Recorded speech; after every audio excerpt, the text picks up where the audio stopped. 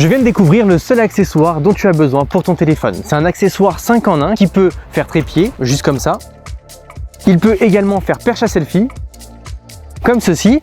Il peut faire batterie externe et il peut stabiliser vos plans. En plus de ça, il vient avec de l'intelligence artificielle et il peut donc vous servir de cadreur. Je vous présente donc l'Insta360 Flow.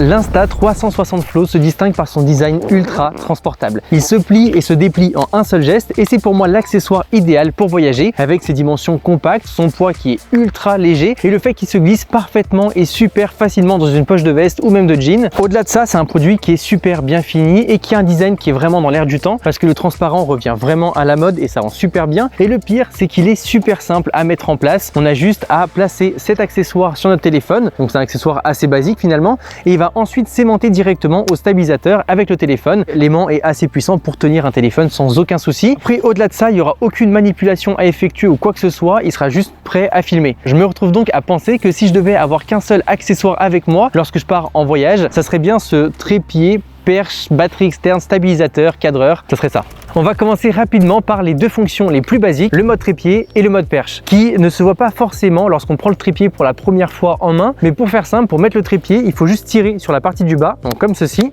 Ensuite, on a ces trois pattes qui vont sortir et on pourra comme ça le mettre où on le voudra. C'est super intéressant et surtout, ça nous permet de ne pas avoir à penser à prendre un accessoire en plus avec notre stabilisateur. Pour ce qui est du mode perche, on a juste à tirer dessus, donc c'est en fait tout simplement télescopique et ce qui est intéressant, c'est qu'on a la petite patte en haut qui permet de faire bouger comme ça notre partie stabilisateur et ça permet de faire des plans ultra stylés, c'est juste génial. Personnellement, je trouve ça super pratique pour une utilisation professionnelle comme pour les youtubeurs, etc. Mais aussi pour toutes les personnes qui souhaitent partir en vacances, qui veulent pouvoir se filmer ou photographier sans avoir besoin de demander de l'aide à quelqu'un dans la rue. Faites pas genre, ça nous est tous déjà arrivé. Autre accessoire smartphone que ce stabilisateur remplace, c'est une batterie externe. Parce qu'il vient avec une autonomie annoncée de 16 heures par recharge, sauf que 16 heures de tournage avec un téléphone haut de gamme qui filme bien, c'est pour 99% des cas impossible. C'est pourquoi il vient avec un câble qui permet de recharger le téléphone pendant l'utilisation du stabilisateur. Ça permet comme ça de partir toute une journée pour filmer une ville ou profiter d'un voyage et de rentrer le soir à l'hôtel et toujours avoir de la batterie sur notre téléphone. Surtout que généralement, on n'a pas besoin de stabiliser 16 heures de suite. Du coup, c'est vrai que la fonction batterie externe, ça permet vraiment d'avoir un super outil et quelque chose de vraiment pratique. Pour contrôler le stabilisateur, on va avoir 4 modes qu'on peut changer en glissant notre doigt sur cette partie noire qui est tactile. Le premier mode est le mode auto ou automatique qui a été conçu pour les débutants. Il va ajuster automatiquement les paramètres du gimbal en fonction de la situation. L'objectif est juste de vous assurer d'avoir des vidéos sans secousse, bien stables. En utilisant ce mode, vous pourrez être certain d'obtenir une image optimale, ce qui est top pour toutes les personnes qui veulent juste sortir leur stabilisateur de leur poche et se mettre à filmer. Le mode F ou le mode suivi répond étroitement à vos mouvements pour vous offrir un contrôle précis du gimbal. Ce mode va garantir que le sujet soit bien centré dans le cadre lorsque vous êtes en train de vous déplacer ou lorsque le sujet se déplace. Ensuite, juste à côté, on va avoir le mode PF qui est un suivi panoramique. Il est idéal pour filmer horizontalement ou autour d'un sujet. Il offre une variété d'options de prise de vue créative et qui permet surtout des mouvements panoramiques super fluides. Ce mode est idéal pour capturer des paysages ou même des sujets en mouvement. Et mon petit préféré, le dernier, le mode FPV, qui permet comme ça de vous donner un contrôle total du stabilisateur qui vous permet de simuler des mouvements de type drone FPV. Avec ce mode, vous pourrez comme ça réaliser des prises de vue dynamiques en imitant des mouvements de drone tout en bénéficiant d'une stabilisation optimale qui va être fluide et nette. C'est impressionnant. Pour résumer, chacun de ces modes va vous permettre d'avoir des fonctionnalités spécifiques selon ce que vous voulez faire. Donc il suffit juste de vous habituer à bien les utiliser. Couplé à ça, on va avoir différents boutons. Donc un bouton pour lancer l'enregistrement, un bouton pour éteindre et surtout un bouton switch qui permet en appuyant une seule fois de passer de la caméra avant à de la caméra arrière de notre téléphone. Mais si on appuie 2 fois, ça va faire pivoter le téléphone du mode portrait au mode horizontal. Et si on appuie 3 fois, le bouton va permettre de passer en mode photo ou en vidéo, qui permet comme ça de pouvoir tout changer sur notre téléphone à partir du stabilisateur. Et pour moi, la cerise sur le gâteau au niveau du contrôle du stabilisateur, c'est que si on lève la main face à notre téléphone, il va se mettre directement à enregistrer. Évidemment, il faut qu'on soit sur l'application, mais c'est parfait pour toutes les personnes qui se filment toutes seules et qui ne veulent pas avoir à se déplacer jusqu'à leur téléphone. Là, on a juste à mettre notre main comme ça, il va nous enregistrer et nous suivre et on pourra comme ça faire notre mouvement. C'est juste génial. Mais bon, comme il commence à faire froid, je vais rentrer à la maison et me chauffer et on va parler plus tranquillement de l'application.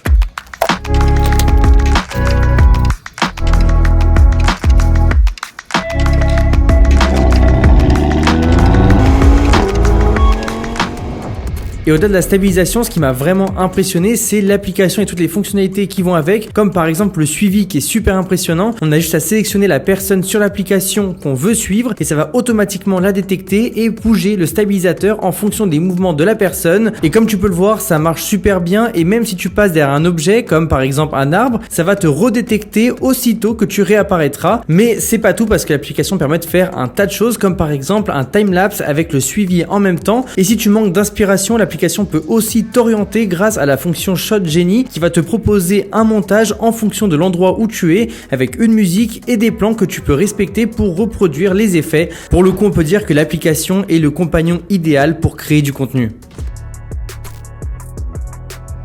Donc je disais, maintenant qu'on a parlé de tous les accessoires et de tout ce que faisait le stabilisateur, il faut quand même se poser une vraie question et peut-être même la question la plus importante. Est-ce que le stabilisateur stabilise bien? La réponse est évidemment oui. Il va stabiliser sur 3 axes, faisant de cette fonction l'argument principal du produit. Pour ceux qui ne savent pas ce qu'est la stabilisation sur 3 axes, c'est relativement simple. Ça signifie qu'il va travailler sur 3 plans différents. L'axe de roulis, donc la gauche et la droite, l'axe de tangage, donc le haut et le bas, et l'axe de lacet, donc la rotation de l'appareil. Ça va comme ça permettre à l'Insta360 Flow de compenser les mouvements dans toutes les dimensions, créant ainsi l'expérience de tournage ultra fluide et les vidéos ultra fluides que vous avez déjà vues grâce à des stabilisateurs.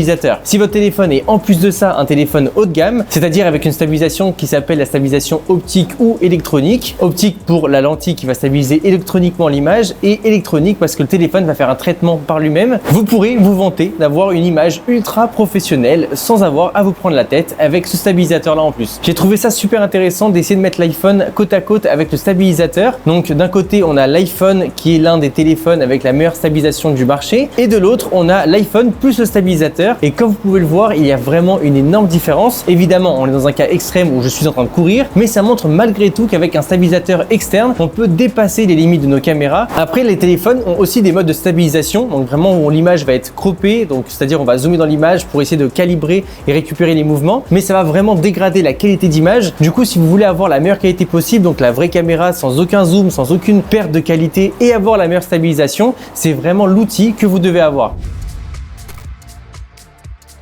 Pour terminer, j'aimerais rapidement parler des points positifs et négatifs du produit. Et ce n'est pas parce que la vidéo est sponsorisée par Insta360 que je ne vais pas parler des points négatifs, c'est exactement comme d'habitude. Du coup, comme vous l'avez compris, les points positifs sont relativement nombreux. Déjà, le premier, c'est qu'il soit super compact. On peut le mettre comme ça dans une poche de manteau, de jean, etc. sans avoir aucun problème. Et surtout, ça nous permet de l'embarquer partout avec nous sans avoir besoin de se prendre la tête. Donc, on peut créer encore plus de contenu, plus de souvenirs. Et à mon avis, c'est la meilleure chose qu'on puisse avoir avec un produit de ce genre-là. Le fait que la stabilisation soit incroyable, c'est aussi super intéressant. Et par contre, le fait qu'il remplace autant d'accessoires, dont notamment la batterie externe, je trouve que ça fait de lui l'un des meilleurs accessoires qu'on puisse avoir avec notre téléphone. Par contre, j'ai noté qu'il y avait quand même 2 points négatifs. Le premier, c'est la molette tactile qui est parfois trop sensible et quand on est pressé, on peut avoir du mal à naviguer avec ce système-là. Dans mon cas, j'ai pas forcément eu beaucoup de problèmes parce que j'étais déjà habitué, mais ma copine m'a dit qu'elle avait pas mal de mal à s'habituer à ce système-là. Et l'autre point négatif, c'est que si vous avez un iPhone, vous aurez plus de fonctions que si vous avez un téléphone Android. C'est vrai que si vous voulez toutes les fonctionnalités et que vous avez Android,